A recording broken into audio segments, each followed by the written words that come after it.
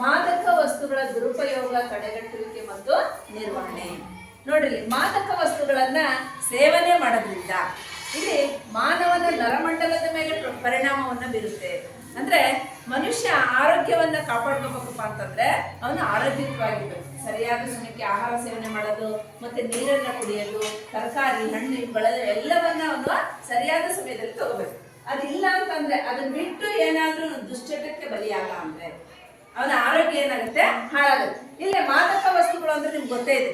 Drugs ಇರ್ಬೋದು, cigarette ಇರ್ಬೋದು, ತಂಬಾಕು ಇರ್ಬೋದು, ಇವುಗಳನ್ನೆಲ್ಲ ಸೇವನೆ ಮಾಡೋದ್ರಿಂದ ಅವನ ಆರೋಗ್ಯದ ಮೇಲೆ ಪರಿಣಾಮ ಬೀರಿ ಅವನಿಗೆ ಬ್ರೈನ್ ಸ್ಟ್ರೋಕ್ ಆಗ್ಬೋದು, ಪಾರ್ಶ್ವವಾಯು ಆಗ್ಬೋದು, ಅಥವಾ ಅವನು ಎಲ್ಲ ತನ್ನ ಸ್ಥಿರತೆಯನ್ನ ಕಳ್ಕೊಂಡು ಹುಚ್ಚಿನಂತೂ ಕೂಡ ಆಗ್ಬೋದು.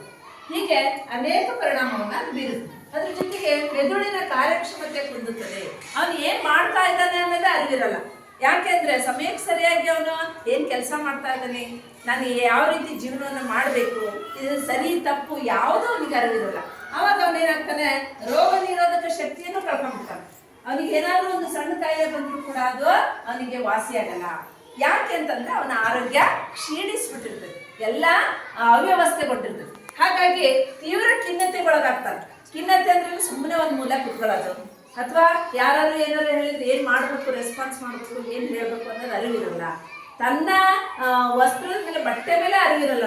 ಯಾವ ರೀತಿ ಹೆಂಗೆಂಗೋ ಇರ್ತಕ್ಕಂಥದ್ದು ಹುಚ್ಚಿನಾಗಿ ಬಿಡ್ತಾನ ಅವನು. ಅದರಿಂದ ಅವನು ಆತಂಕಕ್ಕೊಳಗಾಗ್ತಾನೆ. ಇಷ್ಟಿಷ್ಟಕ್ಕೆ ಹೆದರೋದು, ಏನಾದ್ರು ಹೇಳಿದ ತಕ್ಷಣ ಹೆದ್ರೆ ಒಂದ್ ರೀತಿ ಹಿಂದಕ್ಕೆ ಸರ್ಕೊಳ್ಳೋದು, ಮುಂದಕ್ಕೆ ಬರೋದೇ ಇಲ್ಲ, ಜನರ ಮಧ್ಯದಲ್ಲಿ ಬರೋದೇ ಇಲ್ಲ. ತಾನು ಒಬ್ಬಂಟಿಯಾಗಿರೋದಕ್ಕೆ ಇಷ್ಟಪಡ್ತಾನೆ. ಏಕಾಗ್ರತೆಯ ಕೊರತೆ ಅಂದ್ರೆ ಅವನಿಗೆ ತನ್ನಷ್ಟು ತಾನೇ ಒಬ್ಬನೇ ಇರೋದು. ಏಕಾಗ್ರತೆಯಿಂದ ಮನಸ್ಸು ಒಂದು ರೀತಿ ಒಳ್ಳೆ ದಾರಿಯಲ್ಲಿ ಹೋಗ್ಬೇಕು ಅನ್ನೋ ಅರಿವೇ ಇರಲ್ಲ ಅವನಿಗೆ. ಅವನ ತಂದೆ ತಾನೇನ್ ಮಾಡ್ತಾ ಇದ್ದಾನೆ ಅನ್ನೋ ಅರಿವು ಅವನಿಗೆ ಇರಲ್ಲ. ನಿದ್ರಾಹೀನತೆ, ಇದೇನಪ್ಪಾ ಅಂದ್ರೆ ನಿದ್ದೆನೇ ಬರಲ್ಲ ಅವನಿಗೆ. ಯಾಕೆಂದ್ರೆ ನಿದ್ದೆ ಬರ್ತೈತಿ, ನಿದ್ದೆ ಬರಲ್ಲ ಅಂತಂದ್ರೆ ಅವನು ಆ ರೀತಿ ಖಿನ್ನತೆಗೊಳಗಾಗಿರ್ತಾನೆ.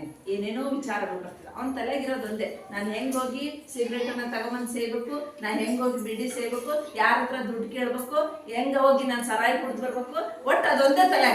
ತನ್ನ ಹೆಂಡತಿ ಮಕ್ಕಳು ಅಥವಾ ಅಣ್ಣ ತಮ್ಮ ಅಕ್ಕ ತಂಗಿ ಯಾವುದೋ ಅವನಿಗೆ ಸಂಬಂಧ ಇಲ್ಲ. ತನ್ನಷ್ಟು ತಾನೇ ಏನನ್ನು ಮಾಡಬೇಕು, ತಾನು ಹೇಗಿರ್ಬೇಕು ಅನ್ನೋದಷ್ಟೇ ಅವನು ಅದನ್ನ ಯೋಚನೆ ಮಾಡ್ತಾ ಇರ್ತಾನೆ. ಅದರಿಂದ ಏನಾಗತ್ತೆ ಹೇಳ್ರಿ, ಕುಟುಂಬದ ನೆಮ್ಮದಿ ಹಾಗೆ. ಈಗ ಒಬ್ಬ ಮನೆಯಲ್ಲಿ ಕುಟುಂಬದ ಮುಖ್ಯಸ್ಥ ತಂದೆ ಕುಡಿತಾ ಇದ್ದಾನಪ್ಪ ಅಂತಂದ್ರೆ ಅವನು ತನ್ನ ಹೆಂಡತಿ ಹೆಂಗಿದಾಳೆ, ಮಕ್ಳು ಹೆಂಗಿದಾರೆ, ಊಟಕ್ಕೇನು, ಇವತ್ತಿನ ಅರಿವೇನು ಏನೇ ಇರಲ್ಲ ಅವನಿಗೆ. ತನ್ನ ದುಶ್ಚಟ ತಾನಷ್ಟೇ ದುಡ್ದ ಹೋಗಿ ಸಾಯಂಕಾಲ ಹೋಗಿ ಕುಡ್ಕೊಂಡ್ಬಂದು ಮನೆಗೆ ಮಕ್ಕಂಡ ಅಮ್ಮನನ್ನ ಎತ್ತುಗೆದು ಇಂಥವೆಲ್ಲ ಕೆಲವರು ಮಕ್ಕಳು ಮನೇಲಿ ನೋಡಿರ್ತೀವಿ ಅನ್ಕೊಂಡೆ ನಾನು. ನೋಡಿರ, ಆದ್ರೆ ಹಿಂದಿನ ಕಾಲದಾಗ ಇಷ್ಟಿತ್ತು, ಈಗ ಅಷ್ಟಿಲ್ಲ.